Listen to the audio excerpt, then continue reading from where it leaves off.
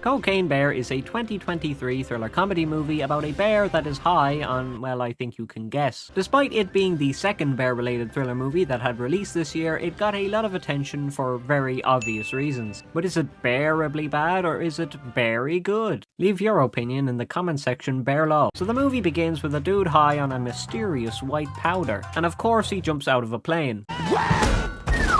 So immediately this plane has already killed one more person than the bear has. We then meet a lovely couple out in the woods. They start talking about baby names, so we know not to get too attached. And boy's name? Texas.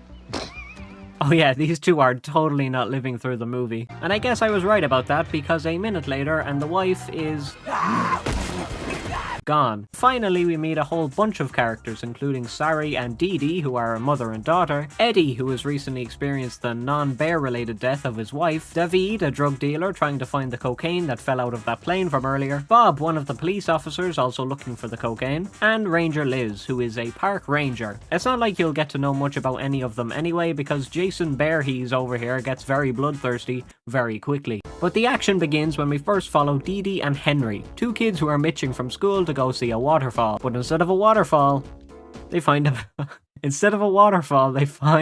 a block of cocaine. They say to never work with kids or animals in show business. Well, this movie works with kids, animals, and drugs. A combination of things that are sure to blend well together. Oh, I think I know who's showing up next.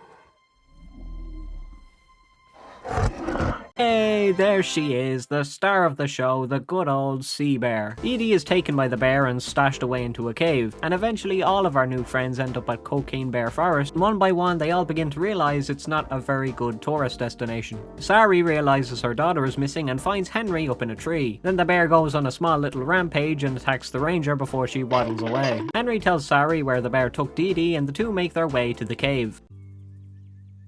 Oh god. I'll give you one guess as to what happens after this shot here. Yep, the bear quickly follows the ranger back to the cabin where she continues to get mauled. But then an ambulance arrives, and this is like everyone's favourite scene from this movie.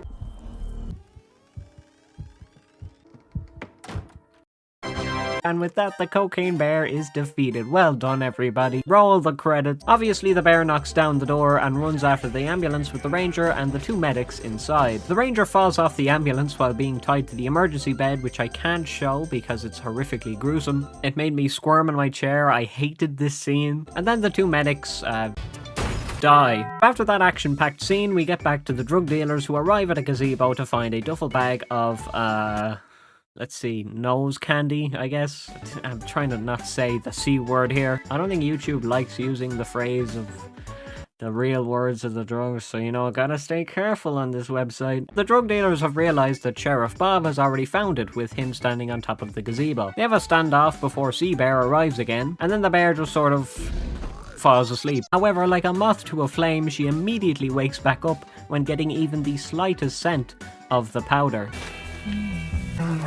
There you go. Oh, no, that's a great idea. Shooter? No.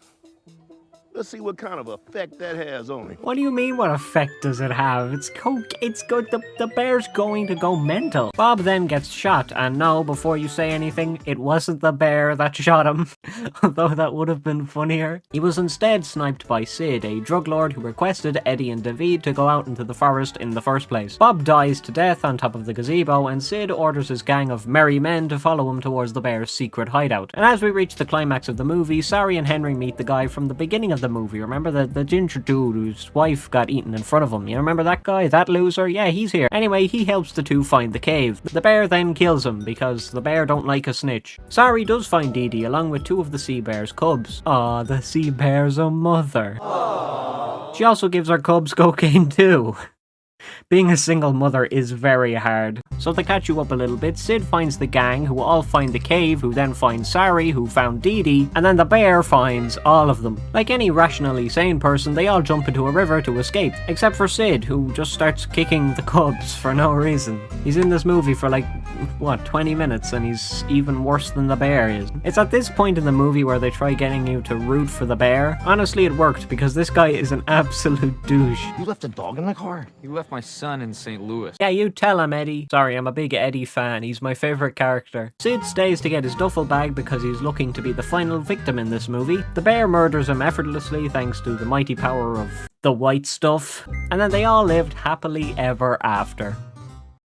This movie was actually based on the true events of a bear that actually ingested a ton of lost powder in 1985. So I guess this movie was also set in 1985, which explains why the kids aren't on their damn phones. The actual bear in real life wasn't as blood hungry as the one in the movie, obviously. I think the bear parts of this movie were very good. I think the thing that bogged down the entire movie was the emotional human side plots. Like, I don't care that the sheriff has a dog. Like, what? I'm here for the bear, not the guy with the dog. I wanted to watch a dog, I'd watch Up. It does do the bear necessities right though, making the bear terrifying while also making each character spend enough time with her. Oh yeah, the bear is a girl, by the way. We'll add the sea bear to the empowering female characters in fiction.